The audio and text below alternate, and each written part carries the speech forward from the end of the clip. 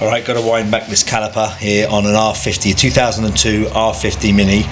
That's sticking out too far to get the brake pads back in. When I try and bring that caliper up, the gap's nowhere near big enough. That is not going over. Not far off, but it's not going over. It needs to be wound back. And these are tricky enough to wind back if you don't know what you're at. They have to be a bit of pressure put on and wound at the same time. So ideally you need a kit like that.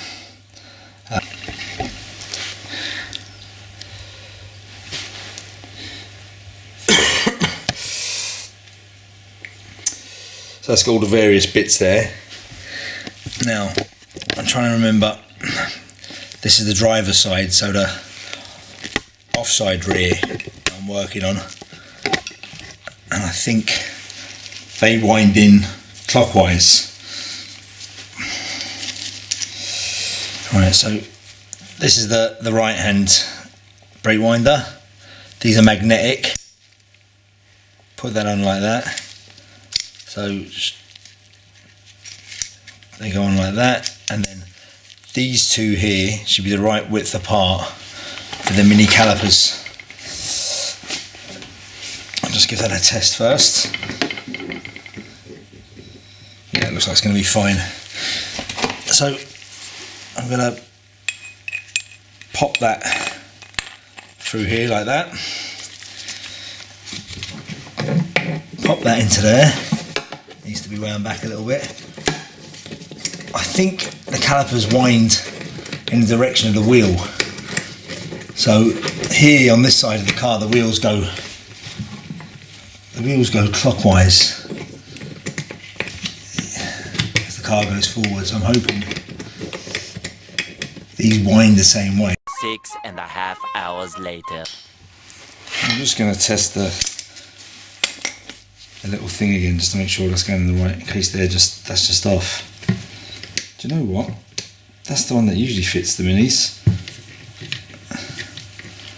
And it looks like it's just off on it. You bugger. No wonder it wasn't going so easy. Well, that's a nuisance. Right, I'm going to have to get another one. Good thing about these kits is there's always another piece in there to try. I'm going to try this one here. The bits are slightly, well, they're about the same actually, but they're slightly thinner. They're the same distance apart, but hopefully slightly skinnier should allow me to get in there. Alright, so that's that on now. Let's try that again. See if we can get a better grip on this time.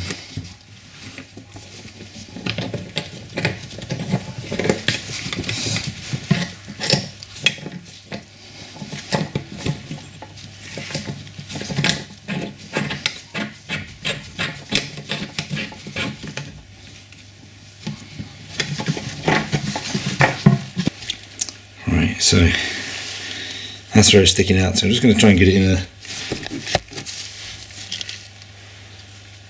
a little bit here now.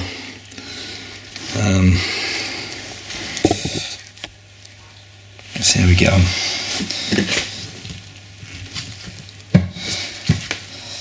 Now, probably need to take the lid off your brake cylinder to do this, to let the fluid go somewhere.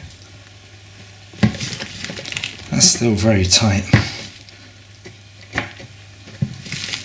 Very tight.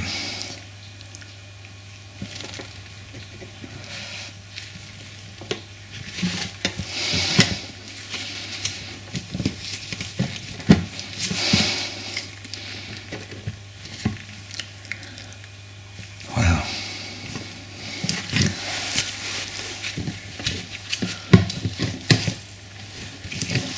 Okay, that seems to be going in now.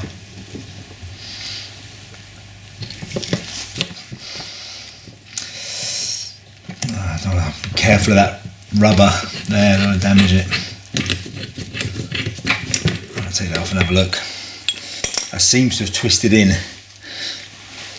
Let's see what we got here. Okay, let's put them back. One, two. I need something to hold it a little bit. Let's have a look at that.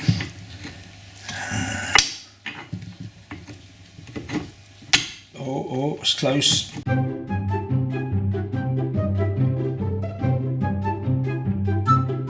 Yeah. Bit on the tight side though, isn't it?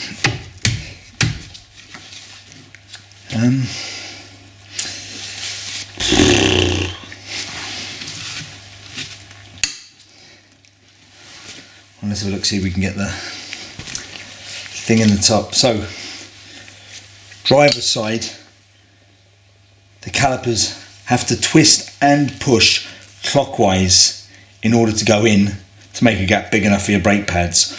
On the passenger side, the near side, they go again with the rotation of the wheel, which is anti-clockwise. So driver's side, they go clockwise to go in. Passenger side, near side, they go anti-clockwise to go in. Get this one started now. Right, I'm gonna tighten that up just a little bit more. Push it back in just a little bit more because I'm just struggling to get the flipping thing on. So let's see if we can. There we go. So I'm just gonna push that back against the thing like that, so it's nice and tight. So I'm turning this bit anti-clockwise just to tighten it up on there, and then as soon as that's tight, there's no gaps. I don't know if you can even see. There's no gaps in there. Then I turn the handle clockwise. Now I only need another couple of millimeters to get that in, and we're there then. I'd say that's it. I'd say that's it because I'm scared I'm going to damage the rubber gaiter on the piston if I go any tighter. So you can see there's a fair old gap there. The gaiter's starting to look a bit squishy and I don't want that. That'll do. Right, now let's see what that looks like. Alright, there, much easier. You need a little bit of movement there because you have to start the guide pins, which I put in dry by the way, you have to start them off by hand because they've got a nasty habit of crossing. And if you cross the thread on your caliper by being heavy-handed, it's new caliper time. Yeah, now you see the rubber on that's tight. Yeah, it just feels like it doesn't want to go in. Let's try that again. So start it off by hand if you can.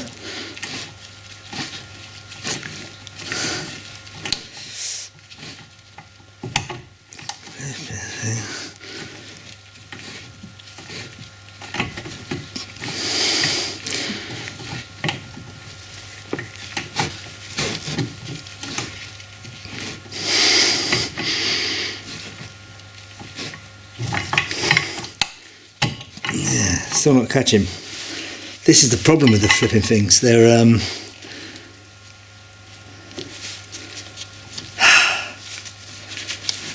let's make sure the bottom one goes in there properly. Yeah, that just feels like it's just gone a little bit. That's not as straight as it was. Yeah.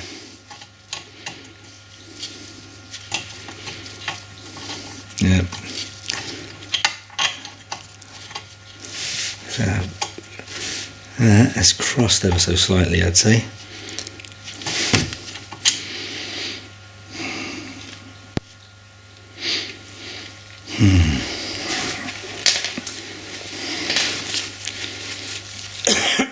Let's give it a little clean, little clean inside.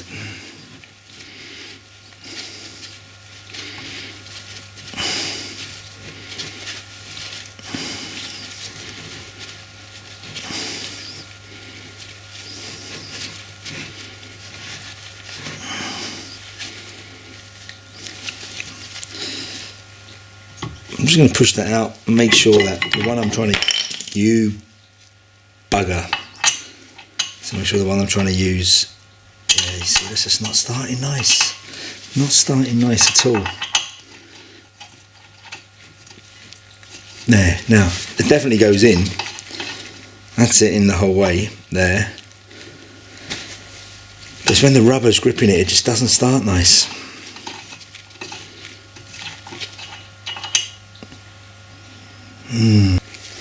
There are the two pads in. I'm going to push this back over. It's just knocking those pads out. You'll be ever so careful. And this is the guide pin that I've just had in perfectly a second ago.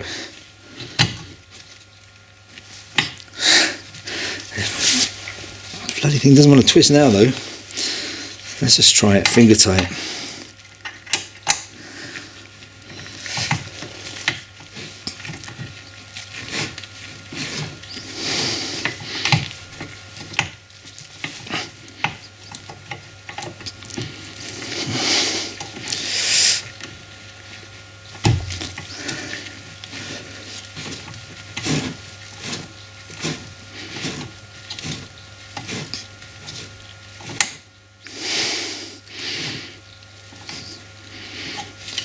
No, that's not catching for whatever reason. I don't know why.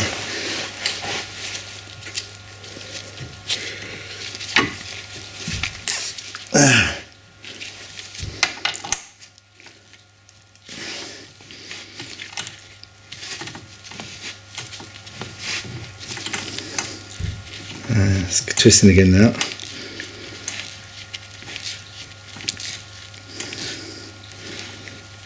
I'm going to spare you this right while I do it up. I'll do it up and then show you after.